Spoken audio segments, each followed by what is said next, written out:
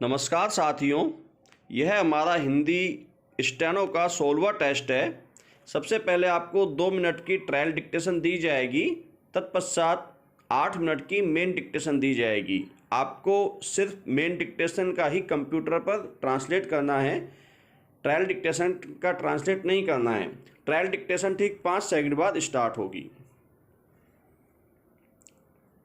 Start.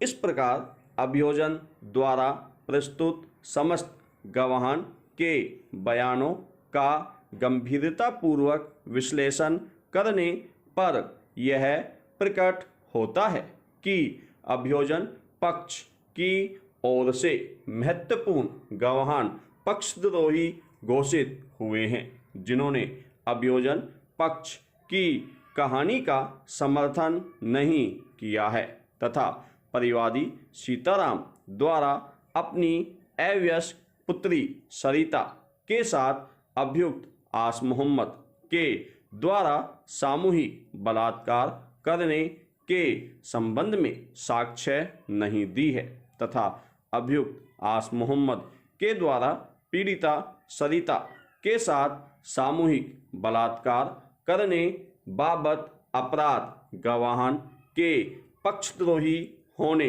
व स्वयं पीड़िता के बयान से उसके साथ सामूहिक बलात्कार साबित नहीं होने से धारा 376 उपधारा 2G भारतीय दंड संहिता का अपराध साबित नहीं होता है विराम। इसलिए धारा 3 उपधारा 2 व 5 अनुसूचित जाति एवं अनुसूचित जनजाति अधिनियम के अपराध भी साबित नहीं होते हैं विराम।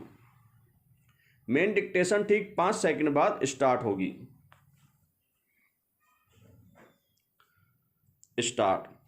किसी घटना की हास्यास्पद प्रस्तुति को चुटकुला या परिहास कहते हैं विराम। इसे अंग्रेजी में जोक कहते हैं और इसे लतीफ़ा भी कहा जाता है विराम।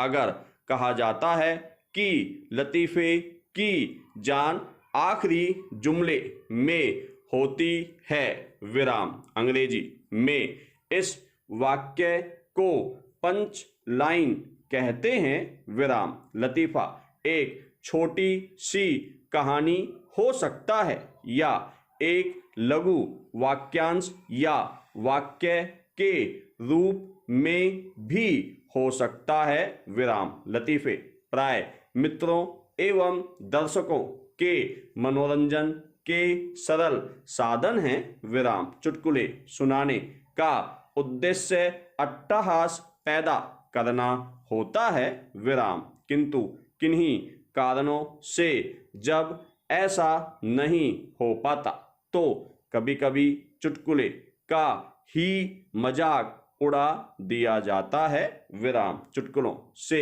मनुष्य का मनोरंजन भी किया जा सकता है तथा मनुष्य के स्वभाव को कुछ समय के लिए बदला जा सकता है विराम। पैरा। मनोवैज्ञानिकों और साहित्य पर अनुसंधान करने वालों ने इस प्रश्न पर काफी गहराई से अध्ययन किया है कि चुटकुलों पर लोग बेबसी से हंसते क्यों हैं।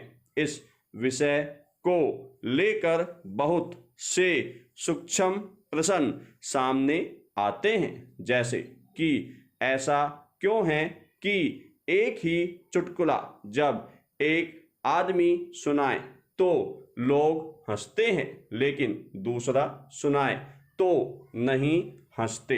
यह माना जाता है कि कई चुटकुलों में तनाव के उतार चढ़ाव का बहुत महत्वपूर्ण योगदान है विराम। पैरा। इस लतीफ़े में शुरू में पागलों के भाग उठने से तनाव पैदा होता है और फिर लगता है कि यह तो पागल है ही नहीं, इसलिए तनाव कम होता है विराम, लेकिन थोड़ा सा शक बना रहता है विराम। फिर एकदम से तनाव फिर से भड़क उठता है विराम। किसी भी लतीफ़े में यह जरूरी है कि तनाव का यह उतार चढ़ाव आकस्मिक लगे, यानी जहां तनाव बढ़ने की उम्मीद हो वहां उल्टा घट जाए, और जहां घटने की संभावना लगे वहां उल्टा बढ़ जाए विराम। अच्छे चुटकुले सुनाने वाले इस तनाव के बहाव को अपने नियंत्रण में रखते हैं विराम। कुछ लतीफ़ों में तनाव का इतना उतार चढ़ाव नहीं होता, लेकिन उनमें भी उम्मीद से कुछ विपरीत होता है जो व्यंग्यपूर्ण ढंग से चौंका जाए विराम पैरा। व्यंग्य साहित्य की एक विधा है विराम। इसमें किसी व्यक्ति या उसके आचरण की आलोचना, मजाक या गुण की प्रशंसा या विवरण को सीधे सीधे ना कहकर किसी व्यक्ति या वस्तु की ओर इशारा करके व्यक्त किया जाता है विराम। व्यंग्य को मुहावरे में व्यंग्यवान कहा जाता है विराम पैरा। हिंदी भारत और विश्व में सर्वाधिक बोली जाने वाली भाषाओं में से एक है विराम। उसकी जड़ें प्राचीन भारत की संस्कृत भाषा में तलाशी जा सकती है विराम, परंतु हिंदी साहित्य की जड़ें मध्ययुगीन भारत की अवधी, मागधी, अर्धमागधी तथा मारवाड़ी जैसी भाषाओं के साहित्य में पाई जाती है विराम। हिंदी में गद्य का विकास बहुत बाद में हुआ और इसने अपनी शुरुआत कविता के माध्यम से, जो कि ज़्यादातर लोक भाषा के साथ प्रयोग कर विकसित की गई विराम। हिंदी का आरंभिक साहित्य अपभ्रंश में मिलता है विराम। हिंदी में 3 प्रकार का साहित्य मिलता है, गद्य, पद्य और चंपू विराम। हिंदी की पहली रचना कौन सी है, इस विषय में विवाद है, लेकिन ज़्यादातर साहित्य लाला श्री निवास दास द्वारा लिखे गए उपन्यास परीक्षा गुरु को हिंदी की पहली प्रामाणिक गद्य रचना मानते हैं। जो गद्य और पद्य दोनों में हो उसे चंपू कहते हैं विराम पैरा। हिंदी साहित्य आदिकाल को आलोचक 1400 ईस्वी से पूर्व का काल मानते हैं विराम, जब हिंदी का उद्भव हो ही रहा था विराम। हिंदी की विकास यात्रा दिल्ली, कन्नौज और अजमेर क्षेत्रों में हुई मानी जाती है विराम।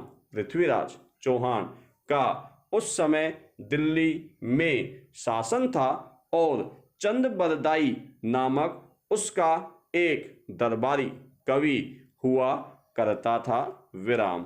चंदबरदाई की रचना पृथ्वीराज रासो है, जिसमें उन्होंने अपने मित्र पृथ्वीराज की जीवन गाथा कही है विराम।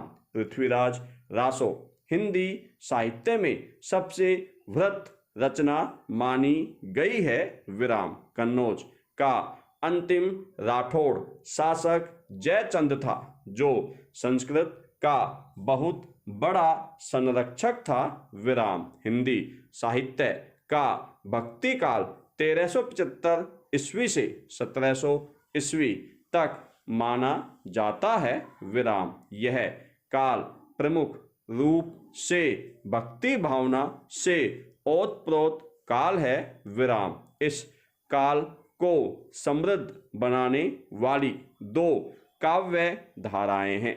पहली निर्गुण भक्ति धारा तथा सगुण भक्ति धारा विराम। निर्गुण भक्ति धारा को आगे दो हिस्सों में बांटा जा सकता है, संत काव्य एवं सूफी काव्य विराम। धन्यवाद साथियों।